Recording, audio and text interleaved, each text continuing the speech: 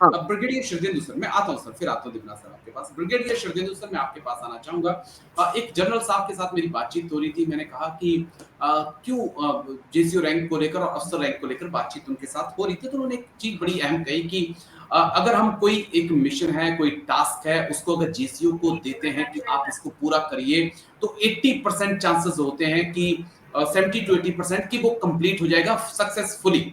लेकिन वही टास्क अगर हम कहते हैं कि हम अफसर को देते हैं, तो ये मान के हम चलते हैं कि 95 टू 98% जो है वो टास्क कंप्लीट होना ही है। क्या उस लिहाज से हम चीजों को देखें? लेकिन एक पॉइंट और भी है, जिस प्रकार से इंडियन आर्मी, एयरफोर्स, नेवी के अंदर अफसरों की कमी है, अगर हम जवान में से ही ऑफिसर्स निकालते हैं, हम तमाम कमीशंस देते हैं, लेकिन ये जो जेसीओ रैंक हटा के, तो क्या इस कमी को दूर नहीं किया जा सकता?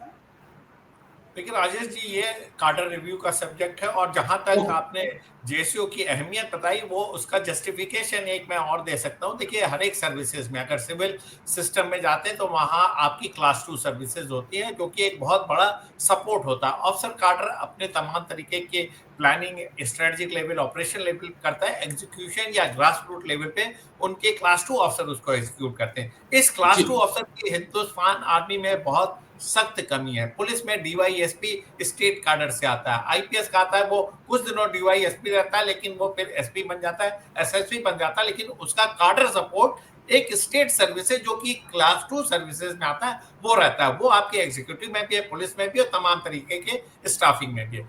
हिंदुस्तान की आर्मी में इसकी कमी रही है हमेशा से, और ये ग्रेड 2 या स्टाफ लेवल 2 का जो वर्क है वो जेसीओ एग्जीक्यूट करते हैं, और ये बहुत बड़ा मुद्दा है। देखिए, ऑफिसर्स की कमी है, लेकिन जेसीओ की कमी किसी पलटन नहीं है। 36 के 36 जेसीओ जो ऑथराइज हैं आर्टिलरी यूनिट में, या 42 जेसीओ इन्फेंट्री बटालियन, वो सारे के सारे वहां होते हैं, क्योंकि जवानों का प्रमोशन हुआ तो वो गैप फिल अप कर दिया जाता है। तो एक सबसे बड़ा मुद्दा वो कवर करते हैं कि एक मोटिवेशन लेवल बना रहता है, एक हमारा सेकंड कार्डर तैयार रहता है, और तीसरा जवान हमेशा एस्पिरेशन से ये देखता रहता है कि वो कब जेसीओ बनेगा। लेकिन ये सारा कुछ मैटर है, एक माइंडसेट की बात है, जैसा आप कह रहे थे। अगर आप हटा देंगे और वही हवलदार को आप हवलदार के बाद सूबेदार, और सूबेदार के बाद लेफ्टिनेंट या कैप्टन की लाइन में आप डाल देते, तो वो भी एक सिस्टम आ सकता है। ये कार्डर रिव्यू का सब्जेक्ट है, लेकिन अगर आप उसको ग्रेजुअली ऑफिसर के शूज में लाएंगे तो वो एक बेहतर व्यवस्था होगी। हवलदार के बाद वो इस स्थिति में नहीं आ सकता कि वो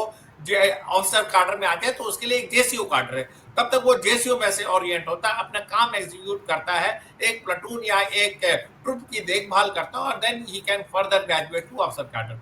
तो प्रोज एंड कॉन्स दोनों हैं। माइंडसेट का सबसे बड़ा सवाल है, एक ट्रेनिंग करने की आपको जरूरत पड़ेगी। लेकिन अगर आज की डेट में निकाल दे तो हिंदुस्तान आर्मी टूटेगी नहीं, या एयरफोर्स टूटेगा नहीं। आपको थोड़ा सा रीओरिएंटेशन करना पड़ेगा, रिकैलिब्रेट करना पड़ेगा चीजों को। तो दोनों चीजें पॉसिबल हैं, लेकिन हिंदुस्तान ने इस सिस्टम को बहुत अच्छे से एब्जॉर्व किया है। अंग्रेज ये विधा छोड़ के गए, लेकिन हमने उसको अपने सिस्टम के मुताबिक, अपने ऑर्गेनाइजेशनल नीड के मुताबिक, अपने एग्जीक्यूशन के लिए, डिलीवरी के तहत हमने उसको अच्छे से अमलमेट किया, और आज भी हम उसके ऊपर काम कर रहे हैं। देखिए, जब कार्डर रिव्यू होगा तो हम तो कई बार आपसे डिस्कस कर चुके हैं कि सीधा जवान रखिए, नायक, हवलदार, सूबेदार, और उसके बाद सूबेदार मेजर, और आप इसका कैनवस अगर बढ़ा देते तो लेफ्टिनेंट एंड कैप्टन। तो आपकी ऑफिसर्स की भी कमी पूरी हो गई, जवानों का एस्पिरेशन भी मीट हो गया, उसकी लेंथ ऑफ सर्विस भी बढ़ गई, और उसका एक्सपोजर भी हो गया। जब वो सिविल में जाएगा तो वो डिफरेंट तरीके की जॉब हैंडल कर सकता है। एक कंप्रिहेंसिव पैकेज बनता है इस तरीके से। तो मेरा मानना है कि आप जो कहना चाह रहे हैं उसमें दम है, लेकिन हमने इस सिस्टम को बहुत अच्छे से इम्बाइब किया है। रिकैलिब्रेट करने की जरूरत नहीं, इसी सिस्टम को आप आगे बढ़ाइए। कोई आप नया सिस्टम आएंगे तो थोड़ी उसमें जर्क एंड रेजिस्टेंस आएगा। अब ये जो सिस्टम है, एक स्मूथ चला आ रहा है, और आप इसको अगर आगे प्रोग्रेस करते हो तो एक बेहतर कदम होगा राजेश। ठीक है, लेकिन मैं कमांडर भूषण दीवान सर, जो सिस्टम चला आ रहा है उसमें चेंजेस तो हुए हैं। देखिए, सेना में परमानेंट भर्ती होती थी, हम अग्निवीर स्कीम लेकर आ गए, वहां पे 4 साल के लिए हमने जवानों को भर्ती किया। तो चेंजेस तो हो रहे हैं और हम उनको अपना भी रहे हैं। तो क्या एक ट्रायल के तौर पर इसको अपनाया नहीं जा सकता है? और अगर यूरोप की जो नेवी हैं, वो कैसे फिर काम करती हैं, अगर जेसीओ रैंक इतना ही जरूरी है तो सर? ये वेस्टर्न आर्मीज की बात देख के हम इंडियन आर्मी का सोशल स्ट्रक्चर देखें, आप देखें भारत के अंदर आप हर 15 मील के बाद जाएं, खान पान, भाषा, वेशभूषा बदल जाती है जी। हमारी इतनी वास्ट वैरायटी है, और वास्ट वैरायटी का जेनेटिक पूल, डीएनए भी बड़ा वास्ट है। इनको इंटीग्रेट करने के लिए एक जेएसयू का बड़ा इंपॉर्टेंट रोल है, उनको इकट्ठा करना बड़ा इंपॉर्टेंट रोल है। मैं तो नेवल डॉकयार्ड में भी मैनेजर, नेवल डॉकयार्ड उन दिनों 13,000 वर्कर्स था, biggest industrial taking undertaking of Maharashtra. उसमें electrical shop, weapon shop, outfitting shop और हर टाइप की शॉप। अभी इलेक्ट्रिकल में मैं था, इलेक्ट्रिकल में एक बैटरी सेक्शन, एक वाइंडिंग सेक्शन, एक जनरेटर सेक्शन, एक ट्रांसफार्मर सेक्शन। अब देखो ट्रांसफार्मर सेक्शन में लेफ्टिनेंट तो लगा नहीं सकते आप, मैनेजर तो लगा नहीं सकते आप, फोरमैन को लगाएंगे। उसके नीचे वर्किंग वाले, मैं वर्किंग हुआ, ज्वाइन किया एज वर्कर, खलासी, वर्किंग 3 साल के बाद सीनियर फिटर। काम की स्पेशलाइजेशन की तरफ से बढ़ना चाहिए। और नंबर 2, मैंने पहले बताया, जो अभी बताया, इतनी वास्ट जेनेटिक पूल हमारा है, उनको कट्टे तोड़ने के लिए एक बड़ा एडिशनल बर्डन आता है। वहां तो क्या है, अभी हम सीशल में मैं गया, हमारा वो क्रूज में अमेरिकन वॉरशिप में बैठे, हर कोई वो कहता है, वो सेलर लेके आया, वो स्टुअर्ड खाना लेके आया, वो हर एक को एक चीज दे रहा है और 10 टाइप की सॉस की बोतल पड़ी है। Sir put your poison on that, जो चाहिए, मिर्ची वाली चाहिए सॉस, मीठी चाहिए, खट्टी चाहिए। मतलब बहुत यूनिफॉर्म सिस्टम है, बहुत यूनिफॉर्म कपड़े, यूनिफॉर्म जीन, हर जगह जीन पहनेगा कोई, या एक वेशभूषा। हमारे इतनी वास्ट वैरायटी है, इसको इकट्ठा जोड़ना, और तभी मैं बता रहा हूँ हमारा सक्सेस का रीजन यही है। एक सेकंड चेन ऑफ कमांड बनी हुई है, जैसे वहां पे है एग्जीक्यूशन, सुपरविजन एंड प्लानिंग। अभी लेफ्टिनेंट को तो लगाएंगे नहीं इलेक्ट्रिकल। अब 4 मैनेजर थे इलेक्ट्रिकल वर्कशॉप में, 800 वर्कर थे और 4-5 अफसर थे और एक मैनेजर थे, कमांडर लेवल कैप्टन। तो ये कैसे करोगे आप? आपने तो 15 जैसे, और इलेक्ट्रिकल में बैटरी शॉप अलग था, जनरेटर शॉप अलग था, और मतलब ट्रांसफार्मर शॉप अलग था, डिवाइनिंग शॉप अलग था। ये जॉब डिवीजन का बड़ा अच्छा सिस्टम है ये, तो ये रहना चाहिए। वैसे ये बात नहीं है, अरे ये तो जवान, इसको जवान रख दिया, ये अलग है, हम अलग है, ये बात नहीं है। जॉब की रिक्वायरमेंट, स्पेशलाइजेशन की रिक्वायरमेंट है, मिडिल लेवल लीडरशिप जो है इकट्ठा करता है। ठीक है, ओके सर। लेकिन यूके देवनाथ सर, मैं आपके पास आना चाहूंगा, group captain U K Devnath sir. आखिरी पॉइंट जो मैं आपसे समझना चाहूंगा, उसके बाद एक अलग मुद्दे पे मैं जाऊंगा, क्योंकि जवानों का कहना है कि जो हमारी बात होती है उसको सही तरीके से जो है वो जेसीओज ऑफिसर तक नहीं पहुंचाते हैं, उसमें नमक मिर्ची लगा दी जाती है, अलग नजरिए से चीजों को पेश किया जाता है। तो ये जवानों का कहना है कि अपने प्रमोशन के लिए, अपने पॉइंट बनाने के लिए चीजों को अलग नजरिए से जेसीओ साहिबान जो है अपनी बातों को रखते हैं। तो इस बात को लेकर भी तो नाराजगी है सर। क्या इसी कारण कमेंट तो नहीं आ रहे हैं सर? इसी कारण कमेंट आए, मैसेज आए कि सर जेसीओ रैंक पे बात करिए आप, कम से कम पीछा छूटे हमारा। राजेश, आपने बहुत सेंसिटिव मुद्दा छोड़ा हुआ है। देखो, एक अच्छी यूनिट में जेसीओ होते हैं, वारंट ऑफिसर्स होते हैं, अच्छी यूनिट की बात कर रहा हूँ। हर यूनिट की अपनी कस्टम्स एंड ट्रेडिशंस होती है। अब जो हमारे साथ अभी इंडियन नेवी से भी हैं, इंडियन आर्मी से भी हैं, मैं आपको यकीन दिलाता हूं कि इंडियन एयरफोर्स को सब लोग कहते हैं ढीली सर्विस है, लेकिन हमारी एयरफोर्स में आप हैरान हो जाएंगे, किसी भी यूनिट पे चले जाइए, एक फीता वाला जो है ना, वो वारंट ऑफिसर से बात नहीं करता, छुट्टी मिली तो सीधा सीओ के ऑफिस में घुस जाता है, डांगरी में घुस जाता है बिना बेल्ट लगाए हुए। तो कल्चर होता है, जो जवान की जो इच्छा है कि सीधा उसकी बात अफसर तक जानी चाहिए, ये यूनिट के कमांडिंग ऑफिसर और रेजिमेंटल ट्रेडिशंस तय करती हैं। एयरफोर्स में हमेशा से तय रहा है। हमारा तो सीओ बैठ जाता है यूनिट की जो तंबू के अंदर, फटे हुए तंबू होते हैं एयरफोर्स में सारे, क्योंकि आर्मी से सेकंड हैंड हमें मिलते हैं। एयरफोर्स में जितने वो आर्मी से हम तंबू लेते हैं ना, वो 120 पाउंडर, 250 पाउंडर, ऑर्डिनेंस फैक्ट्री वाला सबसे पुराना स्टॉक, जो कि उसके स्टॉक में 12 साल से पड़ा हुआ था, सड़ गया, वो हमें दे देता है एयरफोर्स को।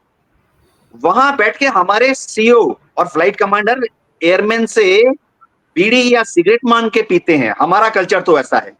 अब आर्मी में आप बोलोगे कि यार ये एयरफोर्स वाले ढीले हैं, तो जो जवान आपका आर्मी का कह रहा है वो एयरफोर्स में ऑलरेडी लागू है। आप हैरान हो जाएंगे, हमारे यहाँ तो सीओ और फ्लाइट कमांडर और एडजुटेंट जब एयरमैन से मिलते हैं काम की जगह पर, वो सैल्यूट नहीं मारते।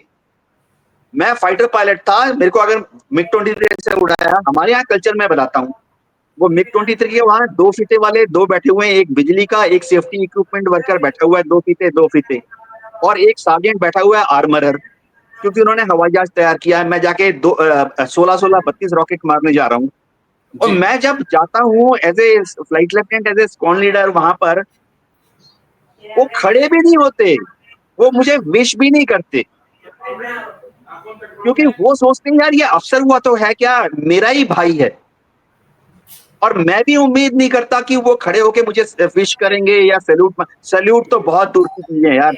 एयरफोर्स के एयरमैन को सैल्यूट भी नहीं करना आता। अगर उसने बॉम्ब ठीक से फिट किया है, अगर उसने मिसाइल ठीक से फिट किया है, रडार की ट्यूनिंग बढ़िया की है, तो हम परवाह नहीं करते क्या सैल्यूट इसने मारा नहीं मारा। आप नहीं यकीन करेंगे, एयरफोर्स का कल्चर बताता हूं मैं। आंसू होता है, एयर सपोर्ट सिग्नल यूनिट के साथ अटैच हो गया था 15 दिन के लिए। मेरे साथ वो ANPRC सेट लेकर 2 एयरमैन गए, और 2 दिन के बाद वहां माहौल ऐसा हुआ कि मेरे एयरमैन जीन्स ट्राउजर पहन के घूम रहे थे, और वो ANPRC सेट मेरे एयरमैन लेके नहीं घूमते थे, आर्मी के जवान लेके घूमते थे। तीसरे दिन ऐसा हुआ कि आर्मी के जो जवान थे बेचारे, उन्होंने मेरे एयरमैन को सैल्यूट मारना शुरू कर दिया। उन्होंने सोचा ये कोई अफसर है, क्योंकि अंग्रेजी बोलते हैं। बिल्कुल। अब बात यह है कि देखो, एक चीज है ये सोचना कि JCO साहिबान को निकाल दिया जाएगा तो ज्यादा नंबर में जवानों को अफसर बना दिया जाएगा, ये दुनिया की किसी आर्मी में नहीं होता। रेशो सब जगह ऐसा होता है, चाहे आर्मी हो, एयरफोर्स हो, नेवी हो, कि 1000 ट्रुप्स के ऊपर 20 ऑफिसर, 20 या 40 JCO। अभी आर्टिलरी में 36 बताया गया जी।